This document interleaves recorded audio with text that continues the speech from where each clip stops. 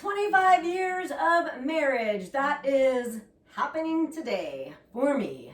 It is Tim and Kathy's 25th anniversary. And because of that, I'm going to read you some advice from a lady that's been married for 25 years, which is me. All right, starting with, pray for your spouse before you even meet.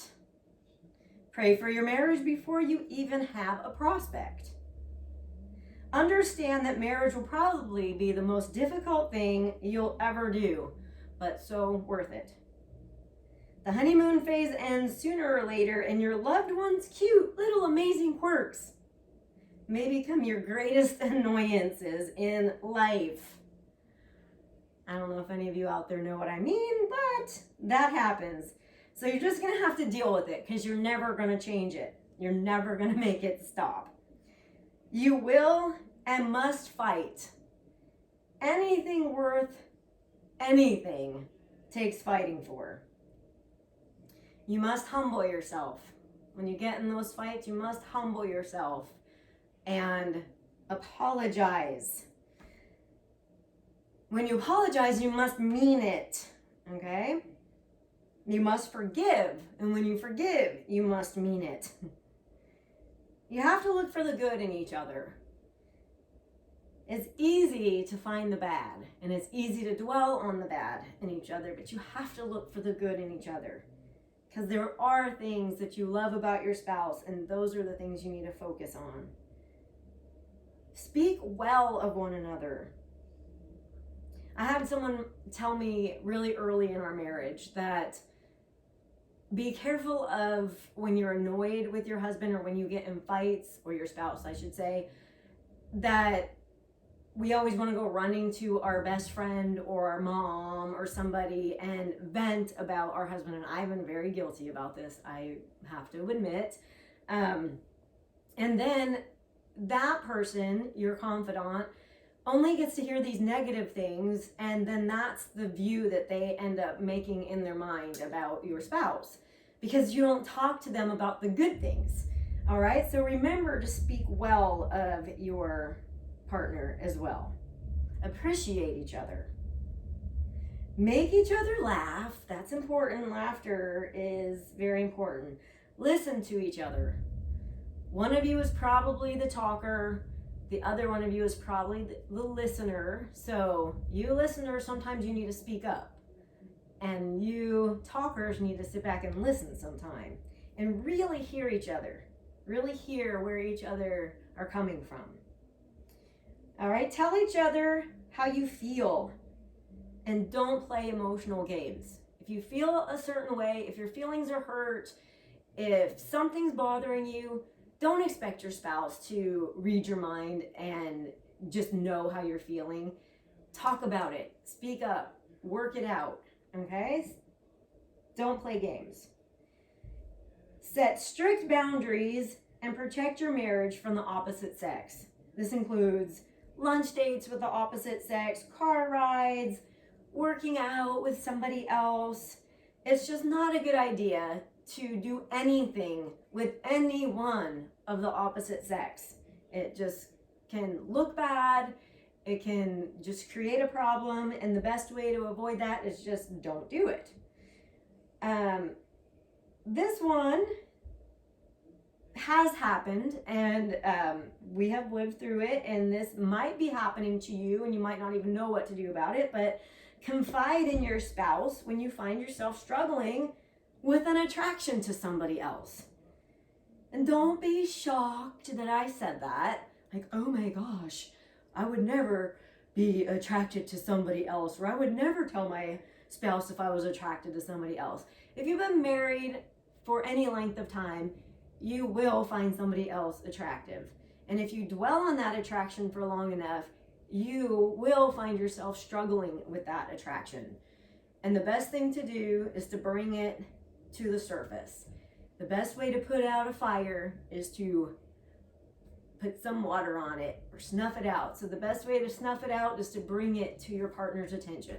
It's going to be hard. It's going to be, some feelings are going to get hurt, but you're going to have to learn to humble yourself and to accept this and choose to work through this together so that you can move through it. Because when you talk about it and when you pray about it and when you become each other's accountability partner for something that might have become very terrible, you together have the opportunity to work through this and protect your marriage and protect your hearts and protect each other from this kind of situation. So I'm giving you all this advice because we've dealt with all of these things. Be silly with each other. Give each other foot and back rubs. Go on dates. Tell each other, I love you. If your spouse likes words, tell your spouse, I love you.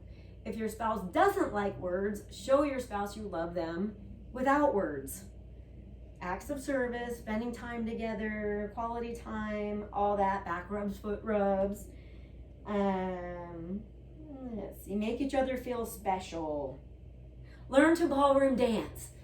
There's so much I can say about ballroom dancing. It's brought so much excitement into our marriage. It's so fun to be able to go to a party and know how to dance. It's amazing for a husband to learn how to lead his wife if he's not a natural leader, and it's great for a woman to learn how to follow her husband if she's not a natural follower. And it's just this balance and movement that you get to learn together. And it's just something new and exciting to do on a date night if you're trying to figure out what to do for date nights. Oh boy, have sex, and have sex very frequently. Don't deprive each other. It's a necessary part of your marriage. And never stop praying for each other. All right, so that's all I have to say. I mean, I'm sure I could go on forever and ever, but that's where I'm going to stop for now. All right, now we're going back to this monkey foot. We did the monkey foot yesterday, and we're going to do the monkey foot today because I did not film it very well yesterday. I was too far. I was too close, so you didn't even get to see the claw. So here's the claw. And the claw, it clamps onto the weight like here.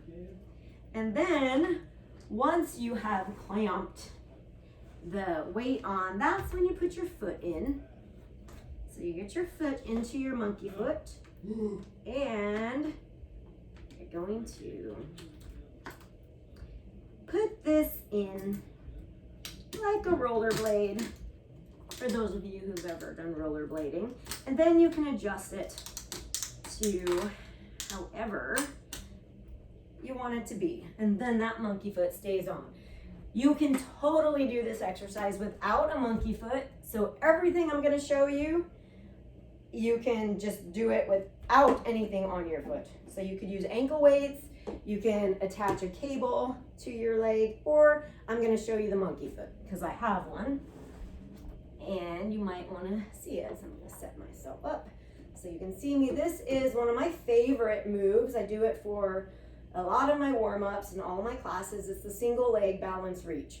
So this one is going to work every angle of your glutes. This reminds me of marriage because marriage is a balancing act.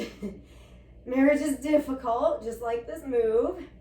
And this move has 3 moves in one, just like you and your spouse are 2 people. The Holy Spirit joins you together, and then there's 3 of you. All right, and you all become one. All right, so we've got the forward, bring it down, sideways, bring it down. Now you're going to turn your toe to the side in a transverse plane of motion or a plie and take it back. So forward, down, side, down, and turn. All right, forward, side, and turn. Forward, side, and turn. And you can do about 10 of those. You can do this as a warm-up for pretty much any workout that you want to do. So this is how you take the monkey foot off. You're going to press down on here, and then it loosens it up, and you take it off. And then on the other leg, I will show you. You could do this without a stool if you are not using a monkey foot. It's just I use a stool with the monkey foot because it gets in the way of the floor. And you can also, a lot of my class, sometimes they have to hold on to a wall. Sometimes my clients, when they first start with me, they start holding on to a wall, and then they progress to being able to do a forward tap, side, tap, and turn, and tap, and then they progress to being able to do it without tapping down. All right, so forward, side, and back. So that is the 3-way balance reach, and this is really going to fire up all angles of your glutes. So it's a very important move to do. This one is an integration move. After you would do your foam rolling, then your activation, like bridges and movements I've been showing you, and then this is an activation move that puts it all together. So that's why it's part of a perfect warm-up, and it fires up those glutes that you need to use for pretty much every exercise you're going to do. So don't ignore this movement. It's a great one. And I will be back with you tomorrow to show you another weak muscle. So this one addressed all the areas of your weak glutes. So all 3 muscles. So I'll be back tomorrow with another weak muscle or 2, depending on which movement that we do. And I will see you then. Have a great day. Bye-bye.